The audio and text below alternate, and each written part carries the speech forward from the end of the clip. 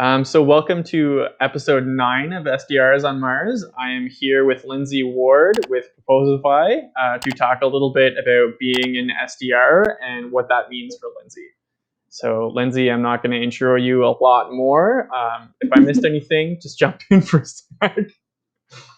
I think you covered it. It's great to be here. Thank you so much for approaching me and prospecting me and getting me on. Awesome. Yeah, it's a pleasure to have you on for sure. So I'm going to start with, grilling you with a couple of questions here. But to start, tell me a little bit about what being an SDR at Proposify means. So actually, it's interesting because I have been with the company for quite a few years at this point. I just went into my 4th year, and I was able to work within the marketing team. I actually came on as a graphic designer. And so throughout my journey from the company, I kind of came into sales through the partnerships realm, where I was doing a bit of the SDR work with my day job there. And I just kind of fell in love with that aspect of it, that constant communication with people, the constant building of an outbound pipeline as well, because what I was doing was all outbound prospecting to get new partners in, just going completely cold, trying to find new partners to collaborate with our company and become revenue partners with us.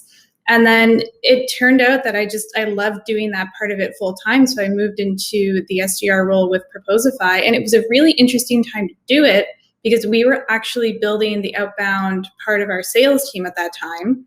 And I kind of got to be on the ground when we started getting those processes off the ground and really diving into what was working for us. We were working with a trainer at the time too, who just, propelled all of us and gave us the best coaching, really allowed us to take hold of our own personal style of being an SDR too.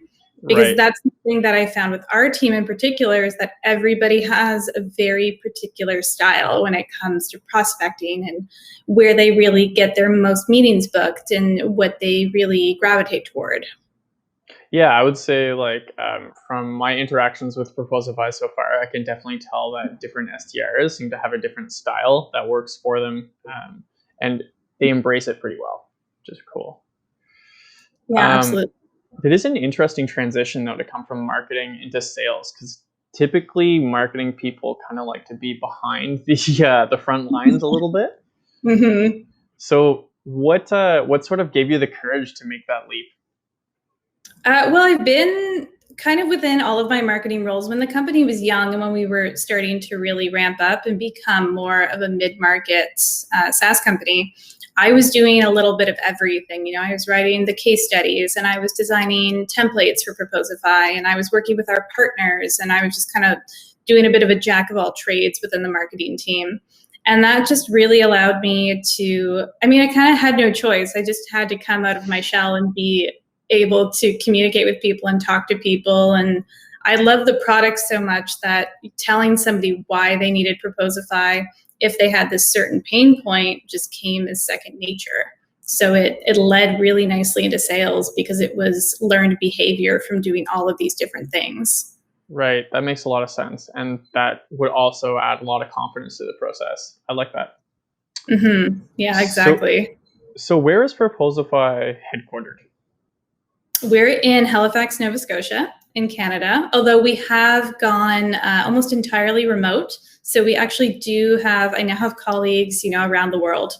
So we've been able to hire, especially in the last few months, from different locations. And it's been great. We've kept up a really good online community. And then within Halifax, we try and maintain as much of an in-person connection as we can, all things considered. We try and have company events and team events and revenue team specific pod events.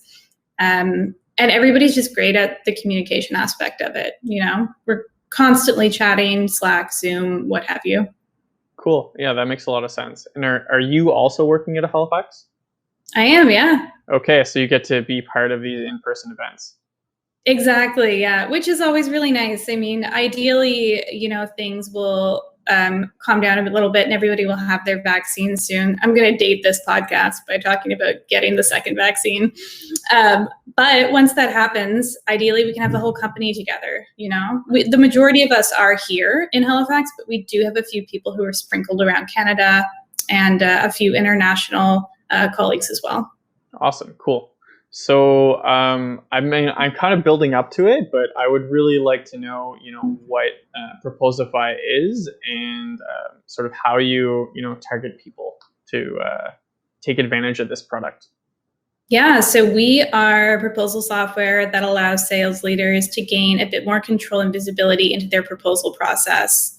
So we do that, in quite a few different ways, but essentially we have a great product that allows visibility into when proposals are sent out, gives you power over content creation, connects, typically with the CRMs that you're using, and the way that we do that and the way that we prospect, we're given quite a bit of control when we are prospecting, but we do have very specific campaigns that we follow. So if we have somebody who is, our ideal customer persona within a specific industry, we'll create campaigns specific to that industry and, go really hard at them for a couple of weeks and see what we get.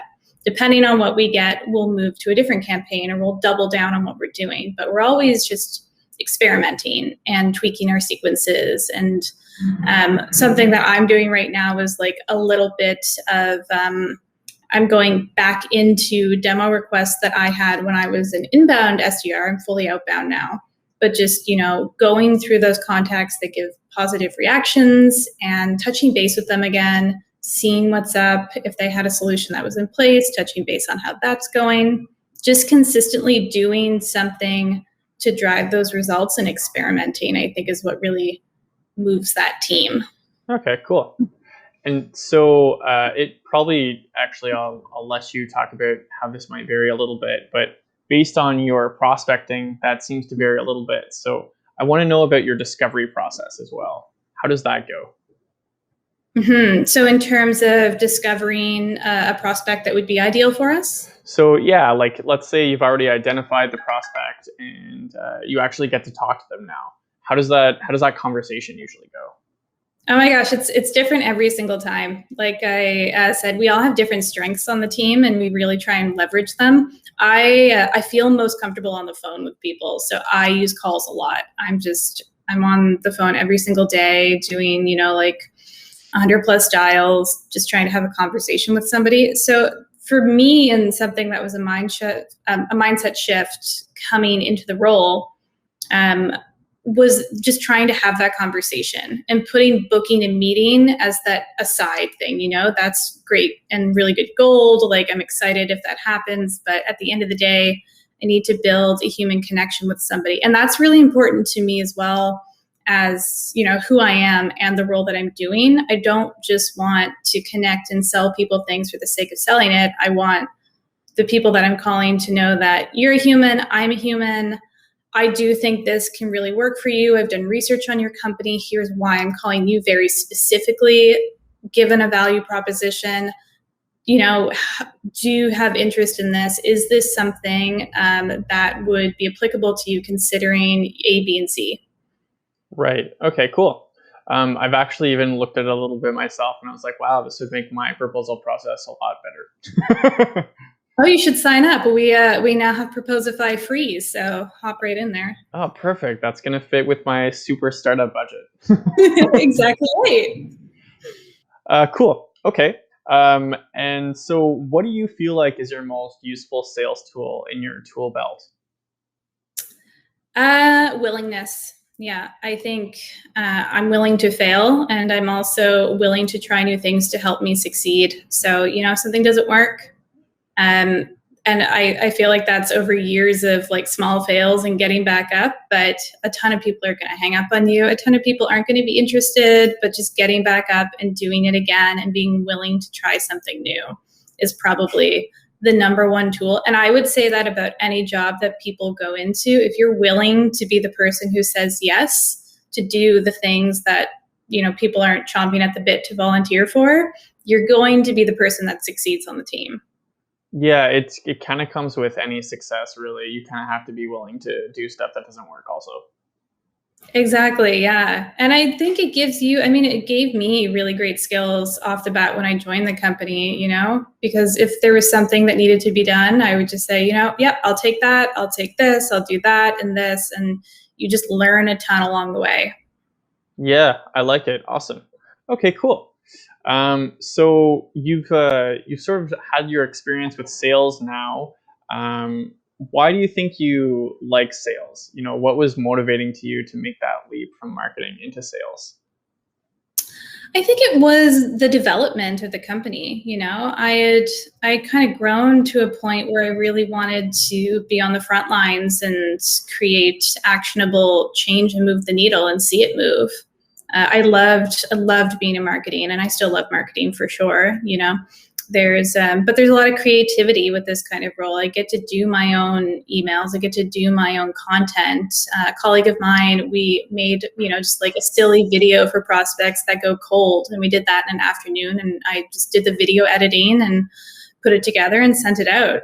But I think for me, it was a progression of wanting to get more tools in my tool belt, because 6 months being a BDR, you learn so much, and you get so comfortable with so many things, and you add so many more tools to what you're currently doing, that why would you ever say no? Yeah, fair enough. You touched on that video content creation a little bit, and I sort of want to touch on that because I'm trying to learn about this too. Yeah. So what do you post it on? Like, is there specific platforms that you find resonate for you better? In terms of creating videos and sending them out? Yeah, in terms of like once you already have that video, like do you like to have it on TikTok? Do you like to have it on Instagram? Do you like to have it on LinkedIn? Like, where do you see it? Gotcha. We post a bit on LinkedIn with those videos, but what I usually use them for is within my prospecting emails, or I will send them out via like LinkedIn Messenger as well. It is dependent. I am afraid I'm not a TikTok user yet. My colleague Will is our TikTok king, and I haven't had a chance to dive into that world yet, but maybe I need to get in there. I know we're just talking about like your willingness to fail and succeed, and like it's probably knocking at my door. I need to think about it. Yeah, There you go. Any new media platform, it's hard to start with it. Although I have recently enjoyed watching TikTok videos. There's a ton about freelancing design, and I love them. Maybe I should get in there. There you go. Cool. I haven't even taken any time to like look at TikTok really so far. Will is actually the only person I know doing it. Will's great at it. Yeah, Will's absolutely the king of TikTok. His videos are very funny. Yeah, he's doing well actually. Cool. So what would you say to anyone who's considering an opportunity or considering a switch into sales?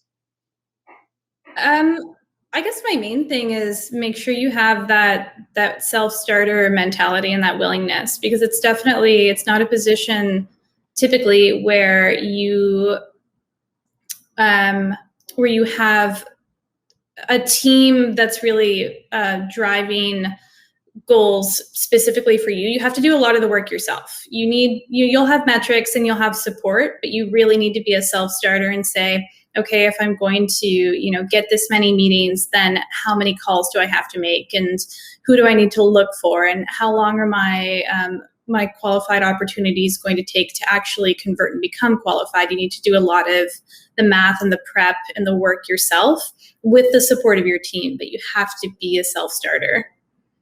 Right. Yeah. It's definitely a certain personality, I think, that becomes that self-starting person, right? Mm-hmm. And then there's also that willingness just to hear no a lot, because you're going to hear no, and it's going to suck for a little while. Absolutely, there's no two ways around that. But you get used to it. And you don't take it as personally, and you move on to the next person. And then when you do get that meeting, everything is just sunshine and rainbows, and it's beautiful outside right now. So it's just get that glorious heaven feeling. There you go. Perfect. It's funny actually, this concept of hearing a lot of no. Typically, people who have already been looking at the SDR role pretty seriously understand this, but I do get on the phone with people and tell them about that, and they're like, "Oh." Really? Yeah, they're like, "I'm not sure." Like, okay, well then that might be a check. Cool. And I mean, it's not for everybody, which is why I think it's such a great role for anyone to get into from any level of life and any level of whatever education they wanted to do, It's because you can teach people skills at any point in time, but you can't teach an attitude. So if you have the right attitude to do it, then you'll be great at it. Right. I like that a lot. Cool. So how do you start your day? Like, what kind of gets you in the mode to start being an SDR and making all your calls? Well, first I need at least 2 coffees. Okay. It's a really big start of the day for sure. And then actually what I do to get into it is I listen to a podcast or I read. I find that I really need some kind of creative outlet or just some new fact in my mind, whether or not it's sales or a different podcast or book that I'm reading or listening to. I just need new information in me. And then I can get to the start of my day and really run through my outreach tasks, my emails, dive into a few morning calls. Typically, I'll have a meeting with my sales team as well. That's always great because we pump each other up. And then there's always a call block in the afternoon to blitz like 40 or 50. Right. Okay, cool. Actually, the reading and podcast is interesting. Do you have any that you would recommend?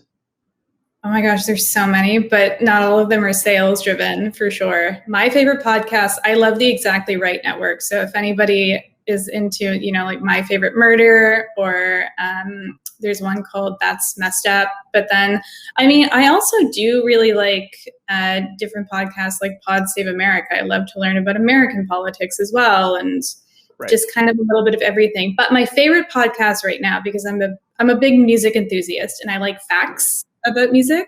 Okay. The Ongoing History of New Music by Alan Cross is my favorite music podcast. He just has the silky voice of some kind of heavenly angel. It's such a good podcast if you like music. I'll have to check that one out. And actually, so you mentioned the murder one. My girlfriend loves murder podcasts. I can't stand them.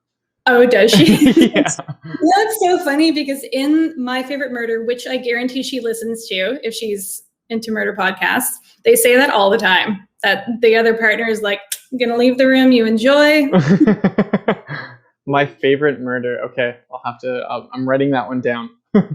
Yeah, I guarantee she listens to it. It's great. Honestly, it's actually really interesting and funny that it is a murder comedy podcast, but they do talk, I would say 40% about mental health and what it's like to be a woman in business and what's going on within our communities and the diverse nations that we're trying to create, but everything that's really going on globally. So it takes you through a few different spectrums. Oh, that is really interesting. Cool. Okay. I might be able to get into that. You may like the first part of it. And so you mentioned you start your day with coffee. Is there a certain brand of coffee? Do you just like coffee in general? I love a latte. I won't lie, but I have a French press that I got from my grandmother that I've been using every single day for the last, I don't know, however many years. Those are the kind of heirlooms I can get behind. Yeah, right. I don't think I could never get rid of it. I love it so much. I would just take it with me everywhere. Yeah, awesome. I love it. And so after your day of, doing all your calls and listening to murder podcasts and drinking coffee, how do you separate a little bit? How do you get back into your real life? I have I have a really close group of friends who live in Halifax. We all went to university together. We stayed really close. So I will typically go and spend some time with them. Or again, I'm a big phone person, and I'm not just a big phone person for the job. I have friends that I call every single day who live in the city just to have a bit of a chat and decompress. So, anytime I can talk with them. I'm also a graphic designer, so I'll do, a fun little project or something afterward. Right. Yeah. It's interesting how that's kind of fun. I've had a lot of fun using Canva just to sort of design some different pieces of marketing and stuff. And Yeah, it's a bit of a game changer. Like it's a switch in the way you're thinking, right? truly it is. Yeah. And I think graphic design's like anything else. You know, the more you do it and the more you try it and the more you experiment, the better you get. Yeah, awesome. Cool. How do you feel about Canva? Is that where you do a lot of your design? No, so I use Illustrator and InDesign, but also Photoshop is a big one for me. I use the Creative Cloud. So Okay. I went to school. I have no background in sales or marketing in terms of education or business, any of that. I have a degree in journalism, Oh, and then I nice. went back to school to be a graphic designer. So, I It's mean, it's skills from definitely it's definitely interesting that sales is a field that can pull a lot of different backgrounds and be relevant, right? 100%. And I think because the basis of it is, and I love the way that sales is going now, because I think we're really getting out of that boys club kind of sales mentality. Sales is about human connection. It's about empathizing with somebody else. Maybe you haven't met them, maybe you have, but you're trying to find a connection in some way. And I think that because that's such a basic human instinct, it's something that anybody can do with the right tools and the right mindset. Cool. Yeah, I love that. I definitely think, a lot of people, myself included, kind of just found themselves in a sales role one day. But yeah, I think there's a lot of room for different approaches and different backgrounds at this point. Yeah, I completely agree. And I mean, the more we talk about it, the more we put it out there, the easier it will be for other people to realize that this is something that I can do and also enjoy. Yeah, and I think that's kind of been the goal of what I'm doing a little bit, is just to kind of make it a little more of an approachable subject. Yeah, that's Cool. great though. Yeah.